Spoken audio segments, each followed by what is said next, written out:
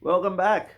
So this is the start of a series of videos on the Hal Leonard Complete Guitar Method book, and I'm just going to be using it to play through um, the examples. So it's a resource for my students that are working on this stuff with me. I'm not going to explain every part of every page, but it'll be play alongs for you to practice along at home with. So let's look at pretty much at the start. We're getting into the action on page 12.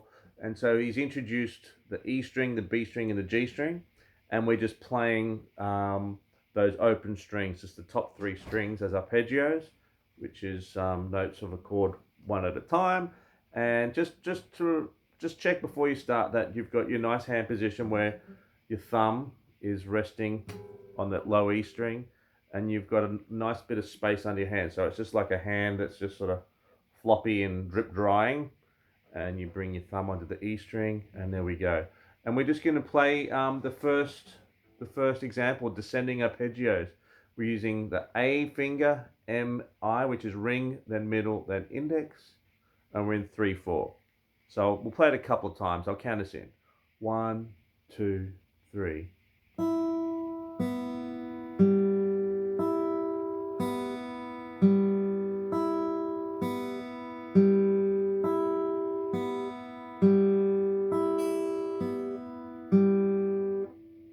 Great. Now it's good to actually say the names of the notes as you're reading them, and just helps to reinforce what they are. So let's play it again, and I'll count them out. You can name them with me.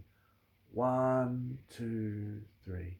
E, B, G, E, B, G, E, B, G, E, B, G, E, B, G. Excuse me. Great. Okay, so let's go on to the next example, which is the ascending arpeggio. It's the same thing, but starting from G, then B, then E. These are, with the fingers here, they're free strokes. We're coming up into the space in your hand here. We're not doing rest strokes where we come to rest on the next string. Just nice, gentle free strokes. Okay, here we go. Ascending arpeggio. 1, 2, 3.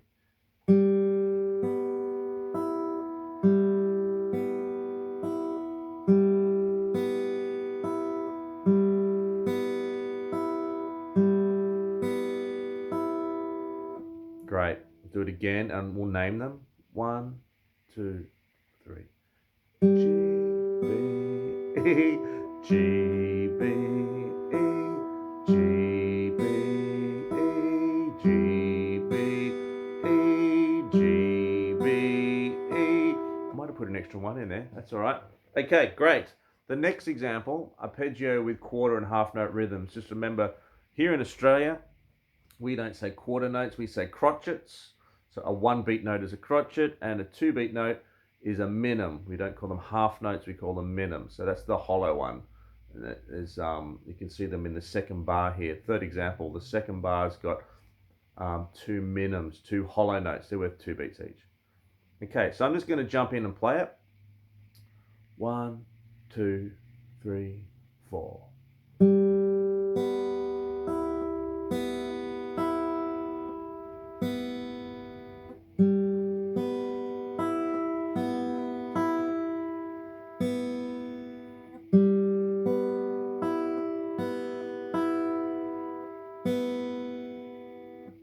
Good. All right, let's do it again. Let's name them. 1, 2, 3, 4.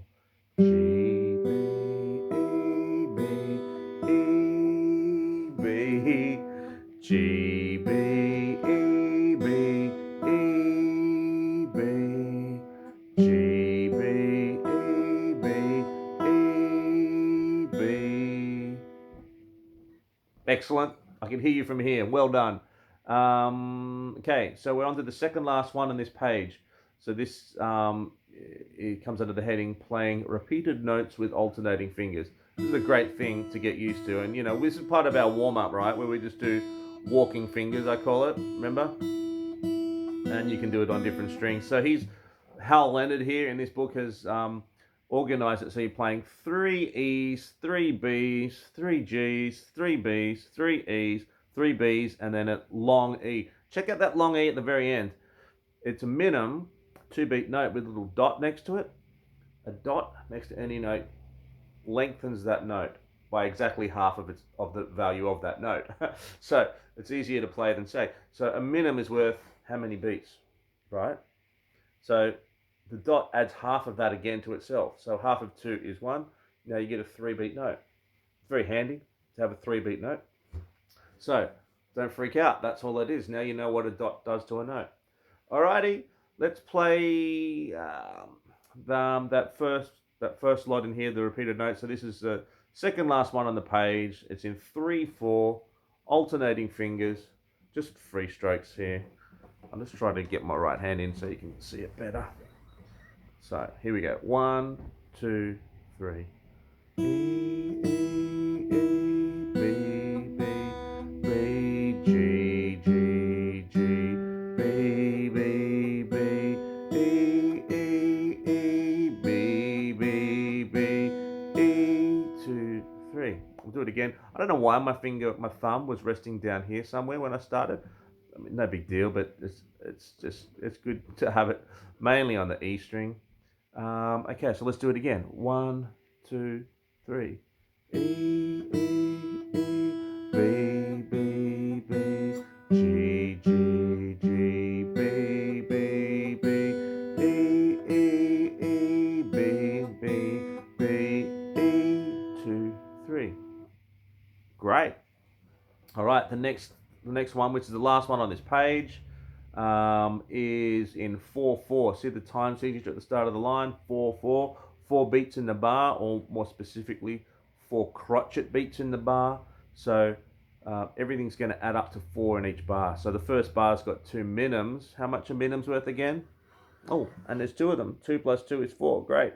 So that's how you know how long each note's meant to last. Minims are worth 2 beats. The crotchets are worth 1 beat. So here's a cool thing to do. Let's just, before we play that line, we're just going to clap the rhythm value of each note. So we don't have to even name the notes or anything. We're just going to clap when each note appears. So here we go. 1, 2, 3, 4. 1, 2, 3, 4. 1, 2, 3, 4. 1, 2, 3, 4. 1, 2, 3, 4. 1, 2, 3, 4. 1, 2, 3, 4. That last note there is a semi-breve, a 4-beat note. So you just go one big clap, and imagine your clap is still lasting for 4 beats. So when we play the note, that last note is an E, a 4-beat E, a semi-breve E. We play this. 1, 2, 3, 4. And that note has to be ringing for the whole 4 bars. You don't play it and cut it off and count to 4. You want to hear it for 4 beats. 1, 2, 3, 4. Okay, I'm sure you got that. So let's play it. Here we go. 1, 2, 3, 4. G, G, B, B, E, E, E, E, G, G, B, B, E, 2, 3, 4. Great. One more time. 1, 2, 3, 4. G, G, B, B, E, E, E, E, G, G, B, B, E, 2, 3, 4. Okay, great. Sometimes my singing doesn't match exactly the note that I'm playing and trying to sing, but that's not the point. It's just, it's really great to name the note as you're playing it. Eventually you do that in your head. But for now, while you're just memorizing them, it just helps to stick it in there. All right, well done. That's page 12. See you soon, and we'll look at the open bass strings. Okay, bye.